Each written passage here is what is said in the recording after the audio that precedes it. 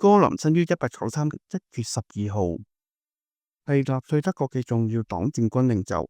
與阿道夫希特勒關係密切，權力同埋影響力喺納粹黨內非常巨大。佢擔任納粹德國空軍最高領袖，對二戰中嘅重要戰役有重要影響。特別係響1940年，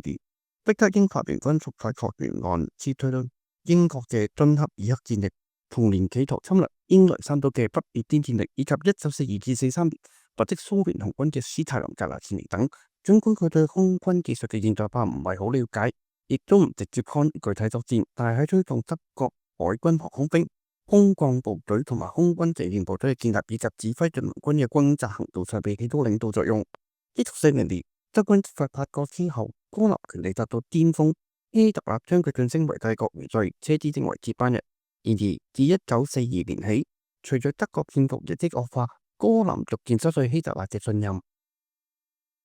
而佢亦都逐漸退出咗政治同軍事事務，轉而專注於掠奪各佔領區嘅藝術品同財物，過住奢華生活。1944年4月22號，得知希特勒即將自殺之後，哥林試圖宣稱掌握德國大權，但係被希特勒視為叛徒，並下令逮捕、剝奪其所有官職並開除黨籍。德國戰敗之後，哥林向美軍投降。戰後，哥林成為紐倫堡國際軍事法庭中嘅重要被告之一。紐倫堡審判由英、美、法、蘇四國聯合主導，目